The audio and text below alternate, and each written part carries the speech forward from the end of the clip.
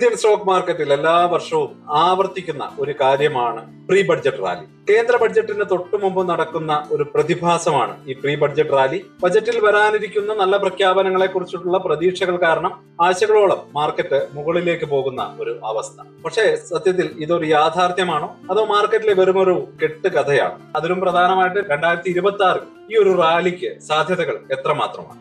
ഇന്ന് നമ്മൾ ഈ വിഷയത്തെ കുറിച്ച് ആഴത്തിൽ സംസാരിക്കാൻ പോകുന്നു. ചരിത്രത്തിന്റെ കണക്കുകൾ എന്താണ് പറയുന്നത് നമ്മൾ പരിശോധിക്കും. 2026 പ്രത്യേക സാഹചര്യങ്ങൾ അനലൈസ് ചെയ്യും. ഒരു ഇൻവെസ്റ്റർ എന്ന നിലയിൽ ഇതൊക്കെ എങ്ങനെ നിങ്ങൾക്ക് പ്രയോജനപ്പെടുത്താം എന്ന് നമുക്ക് ഡീറ്റെയിൽഡ് ആയിട്ട് മനസ്സിലാക്കാം. Welcome to the eye opener video of Dhanam smart savings and investment solutions. അപ്പോൾ എന്താണ് ഈ പ്രീ ബഡ്ജറ്റ് റാലി? സിമ്പിൾ ആയിട്ട് പറഞ്ഞാൽ കേന്ദ്ര ബഡ്ജറ്റ് വരുന്നതിന് കുറച്ച് ആഴ്ചകൾക്ക് മുൻപ് തന്നെ സ്റ്റോക്ക് മാർക്കറ്റിൽ ഒരു പോസിറ്റീവ് മൊമെന്റം ഉണ്ടാകുമെന്ന ഒരു ഐഡിയ ആണിത്. തീർച്ചയായിട്ടും ഇത് യാദൃശ്ചികമല്ല. ഇതിന് പിന്നിലെ പ്രധാന ഡ്രൈവിംഗ് ഫോഴ്സ് പ്രതീക്ഷകളാണ്, അതായത് മാർക്കറ്റ് സെന്റിമെന്റ്സ്. ഇതിനെ മറ്റൊരു തരത്തിൽ പറഞ്ഞാൽ സ്റ്റോക്ക് മാർക്കറ്റ് എപ്പോഴും ഭാവി മുൻകൂട്ടി കാണാൻ ശ്രമിച്ചുകൊണ്ടേയിരിക്കും. ഇൻവെസ്റ്റേഴ്സ് ന്യൂസ് വരാൻ കാത്തിരിക്കില്ല, അതിനൊരുപടി മുന്നിൽ നിൽക്കാനാണ് ശ്രമിക്കുന്നത്. ധനമന്ത്രി ബജറ്റ് പ്രസംഗം തുടങ്ങുന്നതിന് മുമ്പ് തന്നെ മാർക്കറ്റിൽ അനലിസ്റ്റുകളുടെ പ്രവചനങ്ങളും ചർച്ചകളും ഒക്കെ തുടങ്ങും. ടാക്സ് കുറയ്ക്കുമോ, സർക്കാർ വലിയ ഇൻഫ്രാസ്ട്രക്ചർ പ്രോജക്ടുകൾ പ്രഖ്യാപിക്കുമോ, ഏതെങ്കിലും പ്രത്യേക സെക്ടറുകൾക്ക് പ്രത്യേക പരിഗണന ലഭിക്കുമോ, ഈ പ്രതീക്ഷകളൊക്കെയാണ് ഈ റാലിക്ക് ഇന്ധനം നൽകുന്നത്. ബജറ്റിൽ നിന്ന് നേട്ടമുണ്ടാക്കാൻ സാധ്യതയുണ്ടെന്ന് കരുതുന്ന കമ്പനികളുടെ സ്റ്റോക്കുകൾ ഇൻവെസ്റ്റേഴ്സ് വാങ്ങിക്കൂട്ടാൻ തുടങ്ങും. ഇത് മാർക്കറ്റിനെ ഒരു സ്ഥിരം ശൈലിയിലേക്ക് അല്ലെങ്കിൽ ഒരു സ്ഥിരമായിട്ടുള്ള ഒരു ബൈയിങ് മൊമെന്റത്തിലേക്ക് എത്തിക്കുന്നു. Buy on rumours, sell on news. നല്ല പ്രഖ്യാപനങ്ങൾ ഉണ്ടാകുമെന്ന പ്രതീക്ഷയാണ് ഇവിടുത്തെ റൂമർ. അത് സ്റ്റോക്ക് വിലകളെ ഉയർത്തുകയും യഥാർത്ഥത്തിലുള്ള ബഡ്ജറ്റ് പ്രസംഗമാണ് ആ ന്യൂസ്. ബജറ്റ് അവതരിപ്പിക്കുമ്പോഴേക്കും ഈ പ്രതീക്ഷകളെല്ലാം ഓഹരി വിലയിൽ നേരത്തെ തന്നെ റിഫ്ലക്ട് ചെയ്തിട്ടുണ്ടാവും. റൂമറുകൾ വിശ്വസിച്ച് സ്റ്റോക്ക് വാങ്ങിയവർ ലാഭം എടുക്കാൻ വേണ്ടി വിൽക്കുമ്പോഴാണ് ബജറ്റ് ദിവസം മാർക്കറ്റ് താഴേക്ക് വരികയോ അല്ലെങ്കിൽ ഫ്ലാറ്റായി തുടരുകയോ ഒക്കെ ചെയ്യുന്നത്. മാർക്കറ്റ് സൈക്കോളജി എങ്ങനെ പ്രവർത്തിക്കുന്നു എന്നതിന്റെ ഒരു ക്ലാസിക് ഉദാഹരണമാണ് ഈ ഒരു ബജറ്റ് റാലി. അപ്പോൾ എന്തുകൊണ്ടാണ് ഇങ്ങനെയൊക്കെ സംഭവിക്കുന്നത് എന്ന് നമുക്ക് കുറച്ചുകൂടെ ഡീപ്പായിട്ട് പരിശോധിക്കേണ്ടതുണ്ട്. പ്രധാനമായിട്ട് 3 കാരണങ്ങളാണ് നമ്മൾ ഇതിനായിട്ട് കാണുന്നത്. ഒന്നാമതായിട്ട് എക്സ്പെക്ടേഷൻ ഡ്രിവൺ ബൈ. സർക്കാർ നൽകുന്ന സൂചനകൾ, സാമ്പത്തിക സാഹചര്യം, മീഡിയ റിപ്പോർട്ടുകൾ എന്നിവയെ അടിസ്ഥാനമാക്കി ബജറ്റിൽ എന്തു വരുമെന്ന് മാർക്കറ്റ് ഏകദേശം കണക്കുകൂട്ടി എടുക്കുകയാണ്. സർക്കാർ ഉപഭോഗം കൂട്ടാനാണോ അതോ ദീർഘകാല ഇൻഫ്രാസ്ട്രക്ചർ പ്രോജക്ടുകളിലാണോ കൂടുതൽ ശ്രദ്ധിക്കുന്നത്? ഈ ഉത്തരം പണം എവിടേക്ക് ഒഴുകണമെന്ന് തീരുമാനിക്കുകയും ചെയ്യും. ഉദാഹരണത്തിന് ടാക്സ് കുറയ്ക്കാൻ സാധ്യതയുണ്ടെന്നാണ് സംസാരമെങ്കിൽ കൺസ്യൂമർ ഗുഡ് സെക്ടറിലെ സ്റ്റോക്കുകൾ കയറി തുടങ്ങുന്നത് കാണാം. ഇത് നമ്മളെ ആ ഒരു രണ്ടാമത്തെ പോയിന്റിലേക്ക് എത്തിക്കുന്നു, സെക്ടർ റൊട്ടേഷൻ. ഇൻവെസ്റ്റേഴ്സ് മാർക്കറ്റ് മൊത്തത്തിൽ വാങ്ങുകയല്ല ചെയ്യുന്നത്, പകരം ബഡ്ജറ്റിലെ വിന്നേഴ്സ് ആകാൻ സാധ്യതയുണ്ട് എന്ന് അവർ കരുതുന്ന സെക്ടറുകളെ തെരഞ്ഞുപിടിച്ച് നിക്ഷേപിക്കുന്നു. ഇത് പണത്തിന്റെ ഒരു കണക്കുകൂട്ടിയുള്ള നീക്കമാണ്. ഹൈവേകൾക്കും പോർട്ടുകൾക്കുമായിട്ട് കൂടുതൽ പണം സർക്കാർ ചിലവഴിക്കുമെന്ന് ശക്തമായിട്ടുള്ള സൂചനകൾ ഉണ്ടെങ്കിൽ ഇൻവെസ്റ്റേഴ്സ് അവരുടെ പണം ഇൻഫ്രാസ്ട്രക്ചർ, ക്യാപിറ്റൽ ഗുഡ് കമ്പനികളിലേക്ക് മാറ്റുന്നു. റെയിൽവേയുടെ കുതിപ്പ് തുടരുമെന്നാണ് പ്രതീക്ഷയെങ്കിൽ ബജറ്റിന് മുമ്പ് തന്നെ ആ സെക്ടറിലെ സ്റ്റോക്കുകൾ മുന്നോട്ട് പോകുന്ന കാണാം. റിന്യൂവബിൾ എനർജി, മാനുഫാക്ചറിംഗ്, ഹൗസിംഗ് തുടങ്ങിയ മേഖലകളിലെല്ലാം ഈ ഒരു പ്രതിഭാസം വ്യക്തമായിട്ടും കാണാൻ കഴിയും. മൂന്നാമത്തെ ഘടകം വാല്യുവേഷൻ എക്സ്പാൻഷൻ ആണ്. ആദ്യത്തെ 2 കാരണങ്ങളുടെ നേരിട്ടുള്ള റിസൾട്ട് ആണ് ഈ ഒരു വാല്യുവേഷൻ എക്സ്പാൻഷൻ. കൂടുതൽ ഇൻവെസ്റ്റേഴ്സ് ഈ ഹോട്ട് സെക്ടറുകളിലേക്ക് പണം മുടക്കുമ്പോൾ ആ സ്റ്റോക്കുകളുടെ വിലകൾ ഉയർന്നു പോകുന്നു. അവയുടെ ലാഭം വർദ്ധിച്ചത് കൊണ്ട് മാത്രമല്ല, മറിച്ച് എല്ലാവരും ഭാവിയിൽ ലാഭം പ്രതീക്ഷിക്കുന്നത് കൊണ്ടാണ് ഈ ഒരു വാല്യുവേഷൻ, അതായത് മാർക്കറ്റ് അവർക്ക് കൽപ്പിക്കുന്ന വില കൂടുന്നത്.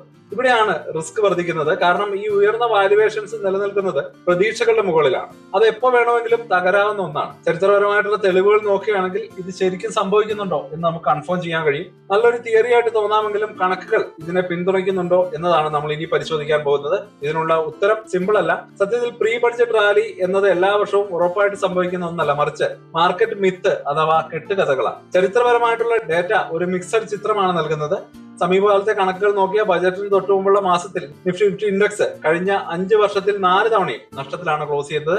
അതായത് ബഡ്ജറ്റിന് മുമ്പുള്ള ഇടിവുകളാണ് ഇപ്പോൾ കൂടുതലായിട്ട് കാണുന്നത്.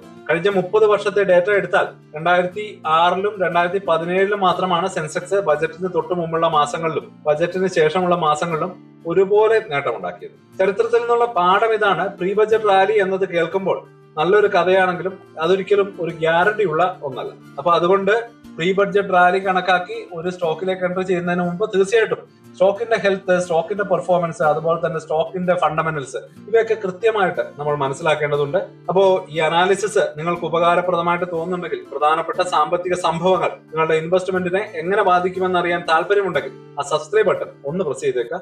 എല്ലാ ആഴ്ചയും ഇതുപോലെയുള്ള വിഷയങ്ങൾ ലളിതമായിട്ട് വിശദീകരിച്ച് നിങ്ങളെ ഒരു മികച്ച ഇൻവെസ്റ്റർ ആക്കാൻ ഞങ്ങൾ സഹായിക്കും. അപ്പോ ആ $1 മില്യൺ ക്വസ്റ്റ്യനിലേക്ക് വരാം. 2026 പ്രീ ബഡ്ജറ്റ് റാലി ഉണ്ടാകും. ഉണ്ടാവും. 2026 ജനുവരിയുടെ തുടക്കത്തിൽ മിക്ക മാർക്കറ്റ് എക്സ്പേർട്സും വളരെ ജാഗ്രതയോടെയാണ് ഇതിനെ കാണുന്നത്. സാധാരണ ബജറ്റിന് മുമ്പുള്ള ആവേശത്തെ തണുപ്പിക്കുന്ന പല ഘടകങ്ങളും ഇവിടെയുണ്ട്. ഇതിലൊരു പ്രധാന കാരണം ഫോറിൻ ഇൻസ്റ്റിറ്റ്യൂഷൻ ഇൻവെസ്റ്റേഴ്സിന്റെ ഒരു നിലപാടാണ്. ഇന്ത്യൻ മാർക്കറ്റിലെ ഒരു പ്രധാന ശക്തിയായിട്ടുള്ള വിദേശ നിക്ഷേപകർ തുടർച്ചയായിട്ട് ഓഹരികൾ വിറ്റഴിക്കുന്നത് കാണാൻ കഴിഞ്ഞു. 2025 റെക്കോർഡ് ഫണ്ട് പിൻവലിക്കലിന്റെ തുടർച്ചയായിട്ടാണ് ഈ ഒരു നീക്കം. ഗ്ലോബൽ ട്രേഡ് പോളിസികളിൽ വ്യക്തത വരുത്തുന്നത് വരെ അവർ ഇന്ത്യയെ പോലുള്ള എമർജിംഗ് മാർക്കറ്റുകളിൽ വലിയ രീതിയിൽ പുതിയ പണം നിക്ഷേപം നടത്താൻ തയ്യാറായേക്കില്ല. ഈ ജാഗ്രത ആഭ്യന്തര വിദഗ്ധരും പങ്കുവയ്ക്കുന്നുണ്ട്.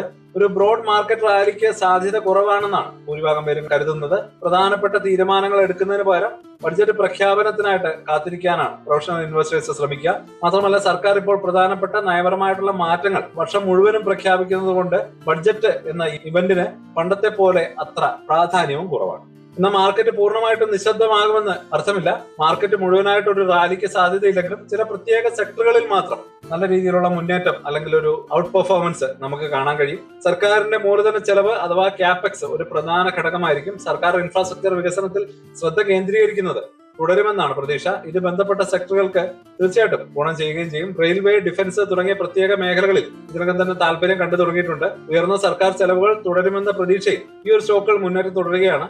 Artificial intelligence, robotics, green energy തുടങ്ങിയ പുതിയ കാലത്തെ ഇൻഡസ്ട്രികൾക്ക് സർക്കാർ പിന്തുണകൾ നൽകുമെന്നും ചിലർ പ്രതീക്ഷിക്കുന്നുണ്ട്. അതുകൊണ്ട് തന്നെ 2026 മാർക്കറ്റ് മുഴുവനായിട്ടുള്ള ഒരു റാലിയേക്കാൾ ഗവൺമെന്റ് ഫോക്കസ് ചെയ്യാൻ സാധ്യതയുള്ള സെക്ടറുകളിൽ മാത്രമായിരിക്കും ചില പ്രധാന ചലനങ്ങൾക്ക് സാധ്യത.